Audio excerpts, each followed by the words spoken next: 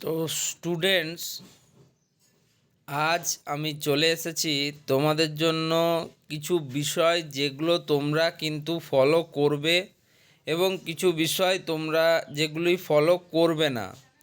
যেমন ধরো, তোমাদের অনেকেই কিন্তু ফর্ম ফিল আপ অলরেডি তোমাদের শুরু হয়ে গেছে ফেব্রুয়ারি মাস থেকে, বাট মার্চের এন্ড হতে চললো, অনেক স্টুডেন্ট কিন্তু ডিপ্লোমা অ্যাডমিশনের জন্য ফর্ম ফিল আপ করেনি। তো যারা এখনও ফর্ম ফিল আপ করেছো বা করনি, তো তাদেরকে কিছু জিনিস কিন্তু জেনে রাখা প্রয়োজন, যেগুলো কিন্তু এখন না হলেও তোমাদের কিন্তু পরবর্তী সময়ে প্রচুর কাজে লাগবে। তো দেখো, তোমাদের যারা অ্যাকাডেমিক সেশন 2024-25 অ্যাডমিশান নেবে বিভিন্ন ডিপ্লোমা কোর্সেসের জন্য, তো তাদের জন্য এই ভিডিওতে বিশেষ আলোচনা করা হলো। তো দেখো, এই ভিডিওটা মেনলি 2024-25 শিক্ষাবর্ষের ইঞ্জিনিয়ারিং অ্যান্ড টেকনোলজির ফার্স্ট ইয়ারে যারা অ্যাডমিশান নেবে তাদের জন্য ভিডিওটা। তাছাড়া সেকেন্ড ইয়ারের স্টুডেন্টরাও এগুলোই ফলো করতে পারো। তো দেখো, তুমি কি কি করবে এবং কি কি করবে না। দেখো, সবার প্রথমে হচ্ছে read the instructions carefully before filling up the application form. তোমরা যেইমাত্র অ্যাপ্লিকেশন ফর্ম ফিল আপ করবে তার আগে অবশ্যই সেখানে কি কি ইনস্ট্রাকশান, কি কি শর্ত দেওয়া আছে সেগুলো ভালো করে দেখে নেবে এবং তারপরেই তোমরা ফর্ম ফিল আপ করবে। 2 number, fill in the boxes with English capital letters. তোমরা কিন্তু সবসময় ইংলিশের যে ক্যাপিটাল লেটার রয়েছে সেটা দিয়েই বক্স যেগুলো থাকবে সেগুলোকে ফিল আপ করবে। 3, write the date of birth in the specified boxes carefully, mentioning day, month and year as instructed. তোমাদের যেভাবে সেখানে date of birth fill up করতে বলা হবে, ডে থাকবে প্রথমে, তারপরে মান্থ, তারপরে ইয়ার, সেটা কিন্তু তোমরা ফলো করবে। 4, ইউজ রিসেন্ট কালার ফটোগ্রাফ। তোমাদের বর্তমান সময়ের যে কালার ফটোগ্রাফ আছে সেটাই কিন্তু ইউজ করবে, খুব পুরনো কোনো ফটোগ্রাফ সেখানে ইউজ করবে না। 5 number, father's or guardian's name of the candidate and complete mailing address with correct postal pincode number should be written. তোমার মা এবং বাবার নাম বা গার্জেনের নাম যেটা থাকবে তোমার, তাদের কিন্তু খুব ভালো করে সেখানে লিখবে। তাছাড়া সেখানে যেন তোমাদের যে অ্যাড্রেস সেটা খুব ভালোভাবে স্পেসিফাইড হয়। তাছাড়া সেখানে যেন পোস্টাল ইন্ডেক্স নাম্বার বা তোমাদের এলাকার যে পিনকোড সেটা যেন থাকে, সেটাই বলা হয়েছে। Next 6 number, candidate must use full signature in the specified places of the application form.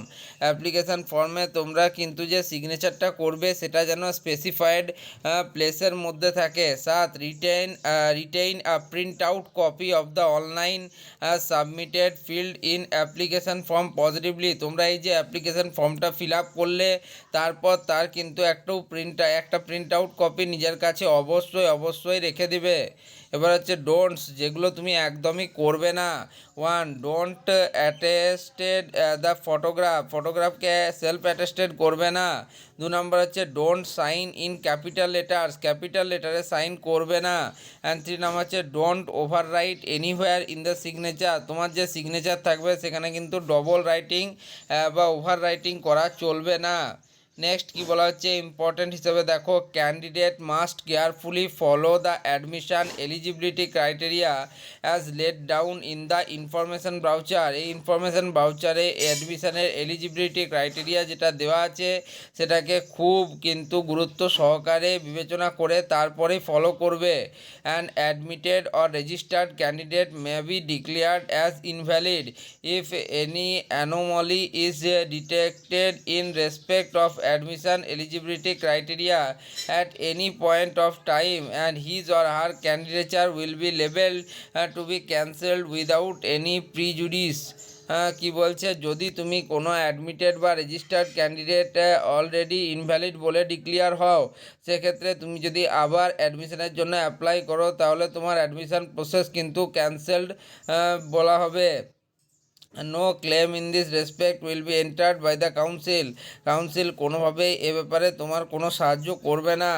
candidates of outside West Bengal should declare them as general category only in the application form। তোমরা যারা West বেঙ্গলের বাইরের candidate রয়েছো তারা অন্যান্য কাস্টে হলেও তোমাদের কিন্তু সেখানে জেনারেল ক্যাটাগরি বলেই কিন্তু বিবেচনা করা হবে এবং তোমরা প্রত্যেকে সেখানে ক্যাটাগরিতে জেনারেল লিখবে।